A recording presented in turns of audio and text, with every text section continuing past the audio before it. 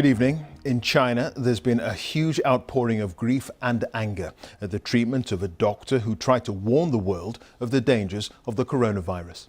Hundreds of millions of people have viewed social media posts on Dr. Li Wenliang, who's died after contracting the illness while treating infected patients. He was censored by the authorities in the city of Wuhan after raising the alarm back in December about the potential dangers of the virus. The government has now sent officials to investigate how he was treated.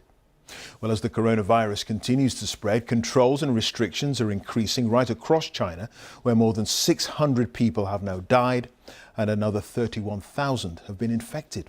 From Beijing, here's our China correspondent, John Sudworth. In some cities, those suspected of being sick are being rounded up, with multiple unverified videos showing the quarantine squads at work. It's all adding to a growing sense of disbelief and dread. I don't want to be taken away like that, a child can be heard saying.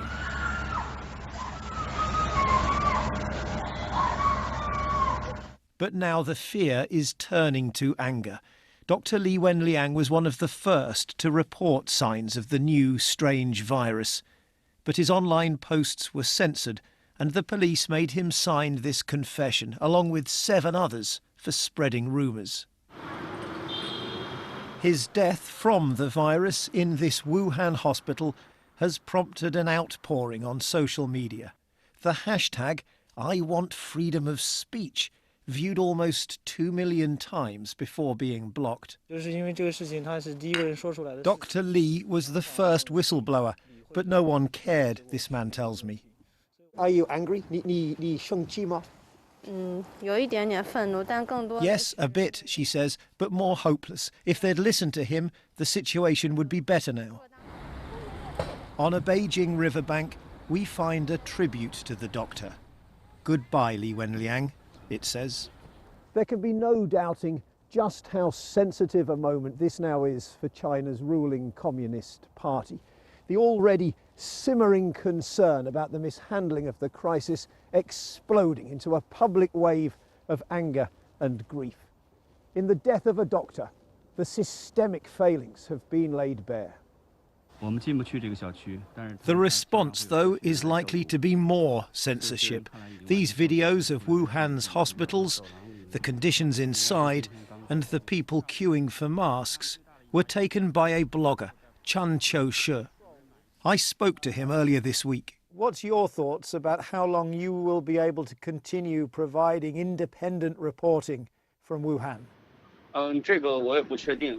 I'm not sure, he says. The censorship's so strict, people's accounts are being closed down if they share my content.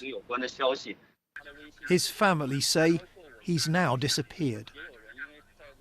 In this public health disaster, there are real political risks, and the orders are already being sent out.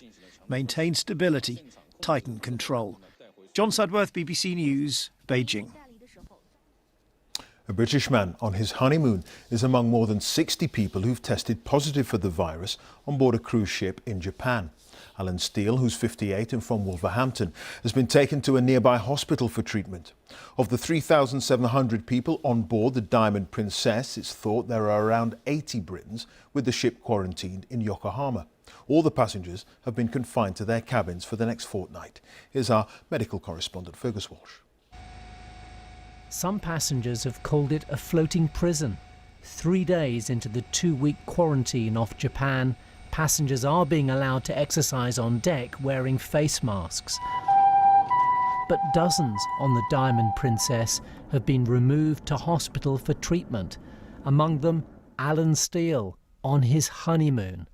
He's among nearly 80 British people on board. 41 additional passengers being found positive tested for the coronavirus, one of whom is a friend of ours on honeymoon who has been, who was going to be split from his wife, on honeymoon. He is going to be taken to a medical facility and she will have to remain on board. There's still a lot we don't know about this virus, and the next few weeks will be crucial in determining whether a pandemic, a global epidemic, can be averted. It's spread through droplets, face-to-face contact within a couple of meters of an infected person. The incubation period is up to 14 days. It now looks less likely that people spread the infection before they have symptoms. The virus causes a fever and cough. The majority have mild symptoms, but it can cause breathing difficulties and viral pneumonia as lung tissue becomes inflamed. Most of those who've died are elderly with underlying health problems, but not all. Dr. Li Wenliang, among the first to raise the alarm about the new virus, was just 34. He would have risked repeated infections at close quarters to patients. If a large amount of virus is coming in all at the same time, in the case of a healthcare worker working very closely with infected patients, it could be that the amount of virus in the body increases very, very rapidly before the immune system has a chance to deal with it. And so that could lead to rapid onset, severe disease. The World Health Organization has warned of a global shortage of face masks and other protective equipment, in part because people who don't need them are buying them.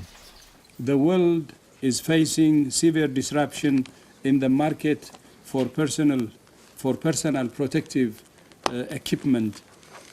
Demand is up to 100 times higher than normal, and prices are up to 20 times higher. A final evacuation flight of British nationals from Wuhan, like this one last week, is due to arrive on Sunday. Passengers will then be taken to a quarantine facility in Milton Keynes. Fergus Walsh, BBC News. Our health editor Hugh Pym is outside St Thomas's Hospital in central London, where one coronavirus patient is being treated. Just bring us up to date, Hugh. Well, Clive, the events leading up to the patient arriving here yesterday at the Specialist Infectious Diseases Centre at St Thomas's are becoming a bit clearer. He'd been at a business conference in Singapore. He flew back, but the Singapore authorities contacted him to say at the conference somebody had tested positive for the virus, and just to warn him.